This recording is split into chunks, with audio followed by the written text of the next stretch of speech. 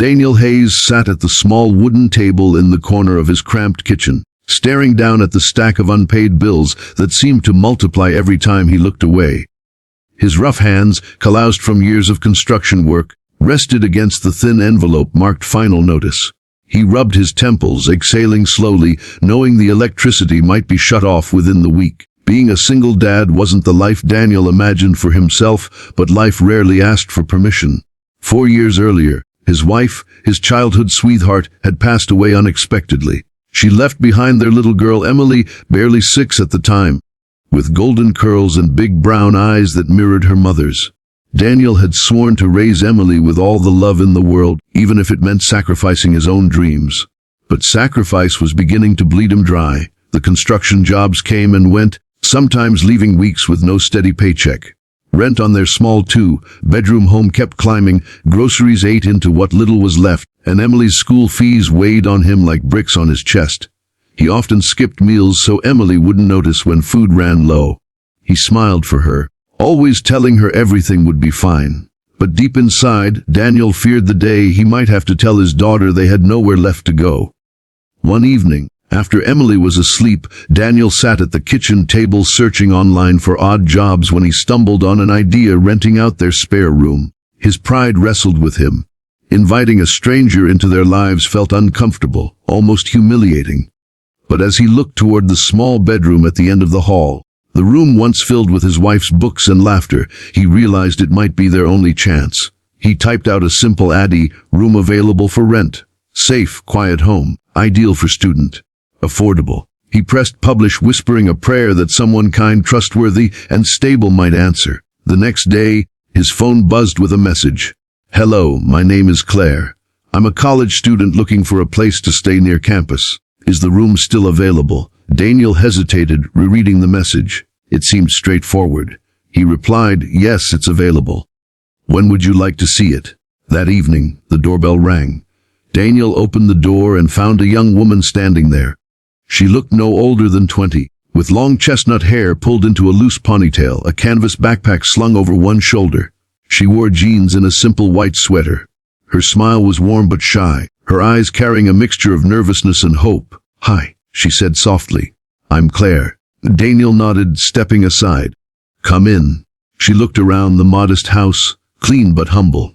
The furniture was old but carefully kept, the faint scent of laundry detergent in the air. There were photos of Emily on the walls, school portraits, a messy ice cream smile, her in a tutu at a dance recital. Claire's gaze softened at those details, as though she understood something unspoken about the love in this home.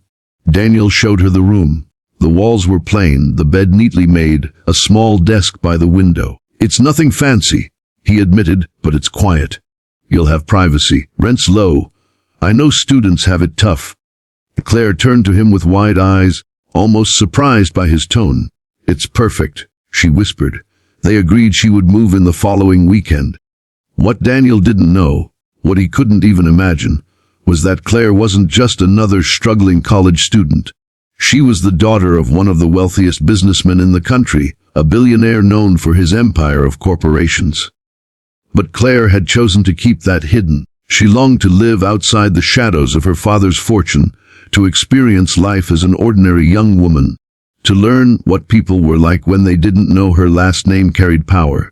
Her father had reluctantly agreed to let her rent outside the family's estates, though he insisted on discreet security nearby. But Claire didn't tell Daniel any of that. To him, she was simply a college girl looking for a safe home.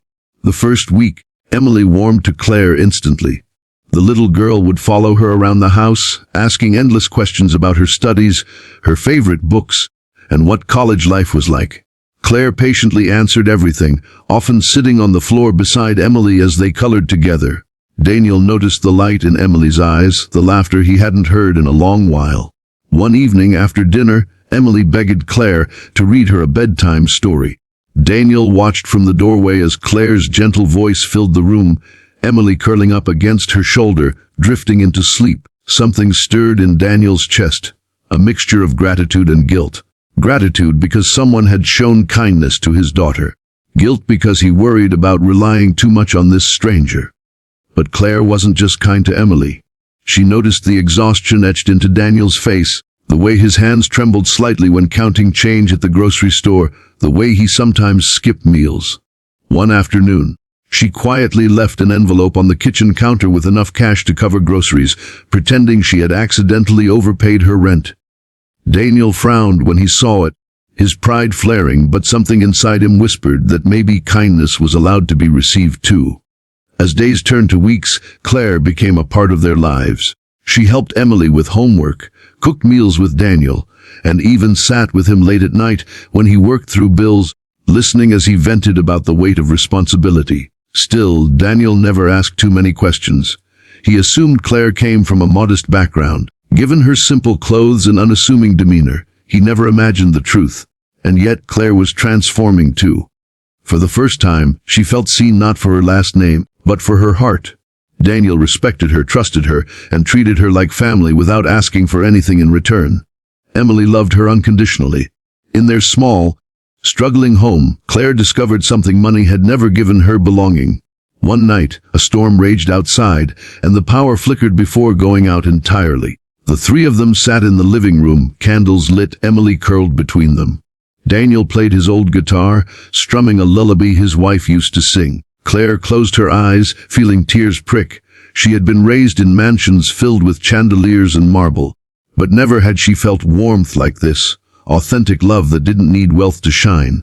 As Emily fell asleep against her, Claire whispered, "Thank you, Daniel, for letting me stay here." Daniel gave a small, tired smile. "No, Claire. Thank you for reminding me that even when life feels impossible, kindness still matters." Neither of them realized that kindness in its quiet way was about to change all their lives forever.